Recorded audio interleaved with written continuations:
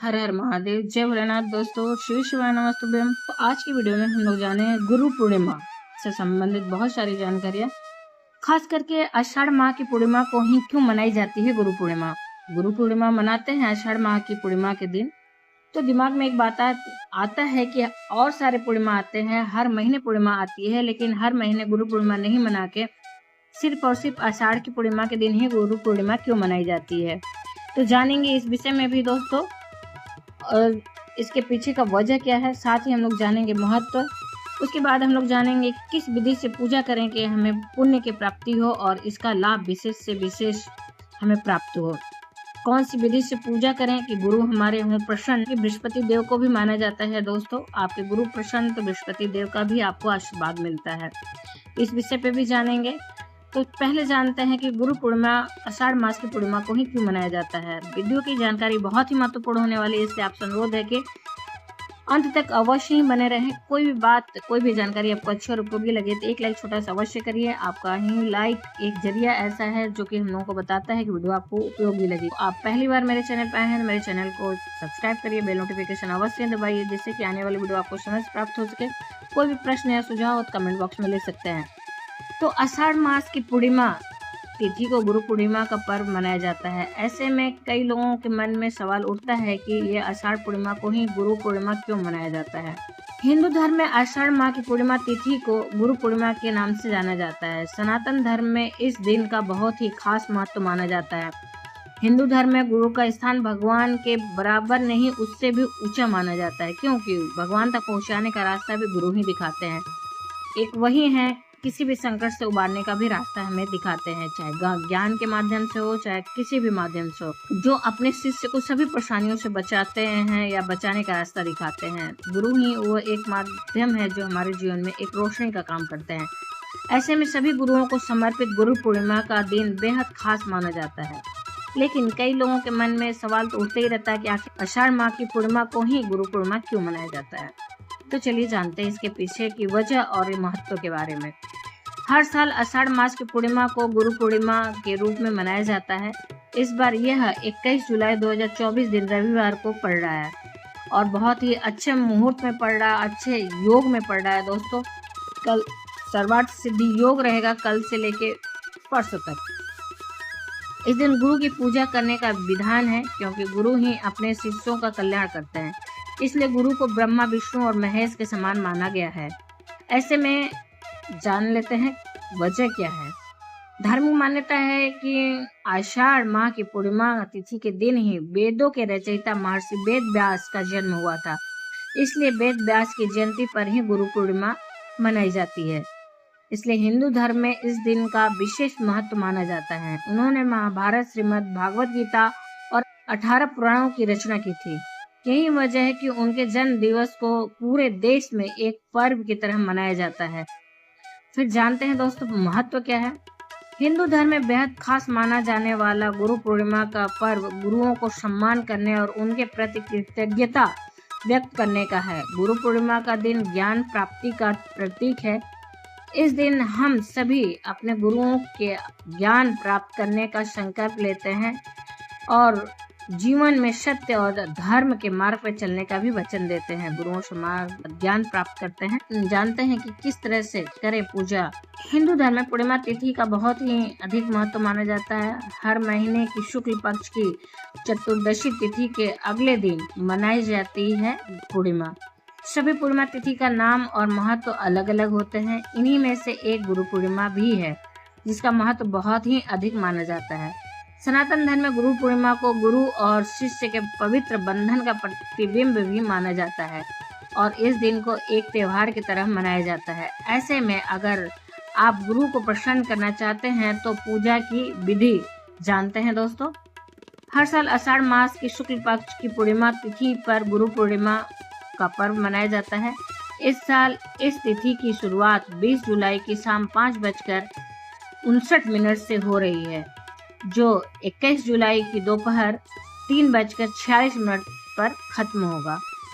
ऐसे में उदय तिथि के मुताबिक इस साल गुरु पूर्णिमा का पर्व 21 जुलाई 2024 दिन रविवार को मनाया जाएगा। इस दिन का जो शुभ मुहूर्त है और पूजा का विधि क्या है उसे जानते हैं। इस साल गुरु पूर्णिमा तिथि पर 3 मुहूर्त बन रहे हैं। पहला अभिजीत मुहूर्त दोपहर 12:12 से लेकर 55 मिनट तक रहेगा। दूसरा विजय मुहूर्त होगा दोपहर 2:44 से दोपहर 3:39 तक। तीसरा अमृतकाल मुहूर्त शाम 6:15 से लेकर शाम 7:45 तक। गुरु पूर्णिमा पर गुरु को करना है प्रसन्न तो करें पूजा इस विधि से। गुरु पूर्णिमा के दिन सुबह उठकर नहा धो लें। ब्रह्म मुहूर्त में नहाने का विधान है दोस्तों।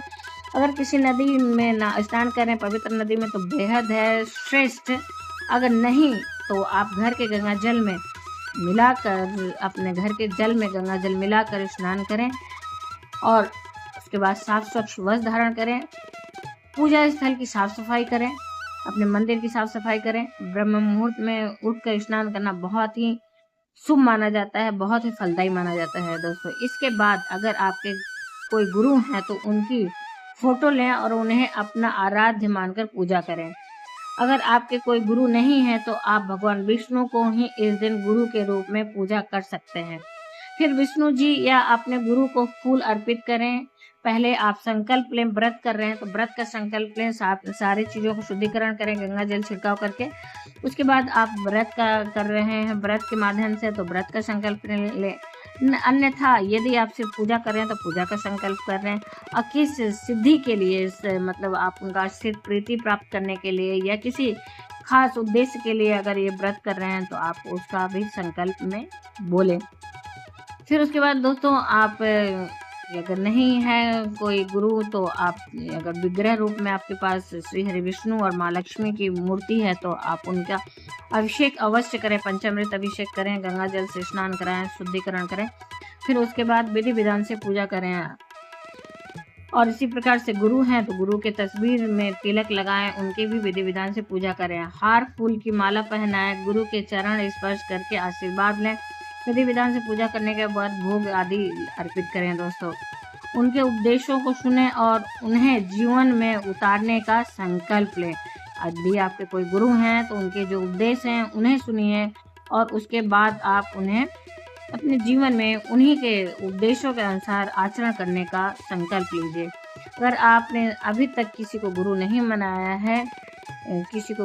बनाया है तो ऐसे में लोग गुरु पूर्णिमा पर किसी योग्य व्यक्ति को अपना गुरु मान ले सकते हैं और उन्हें गुरु दीक्षा उन्हीं से ले सकते हैं। या फिर आप जो भी आपके इष्ट हैं आप उन्हें अपना गुरु मानकर पूजा कर सकते हैं दोस्तों।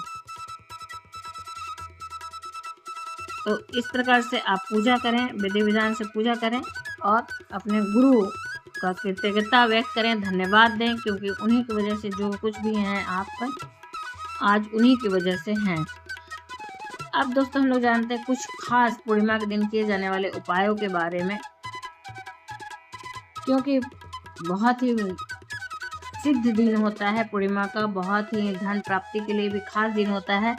इसी प्रकार से जो लोग बृहस्पति मतलब जो लोग पूर्णिमा के दिन सत्यनारायण भगवान की कथा सुनते हैं वो लोग भी 21 तारीख को ही सुनेंगे। आप अपने अनुसार देख लीजिएगा, किसी भी मुहूर्त में सुन लीजिएगा।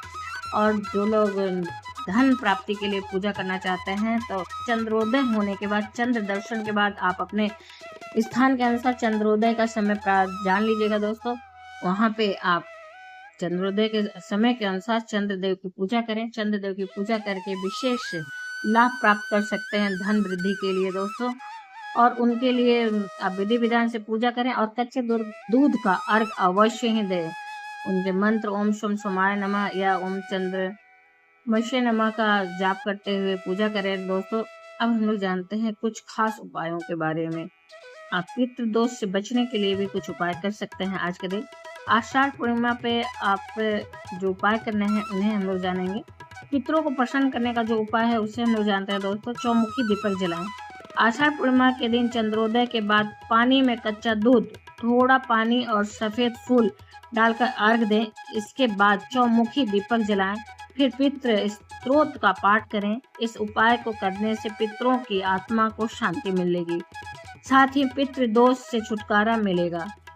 और इसी प्रकार से आप धन संपदा के लिए कर रहे हैं तो भोले भंडारी की भी पूजा कर सकते हैं और उनके मंत्रों का चंद्रमा को चंद्रोदय होने के बाद, पूर्ण चंद्रोदय के बाद उन्हीं की कहा जाए कि छाया में बैठकर आप किसी खुले जगह पर बैठकर जहाँ उनकी छाया पड़े, चंद्रदेव का और भोले भंडारी के नाम का एक दीपक जलाकर 11 माला का आप जाप करें।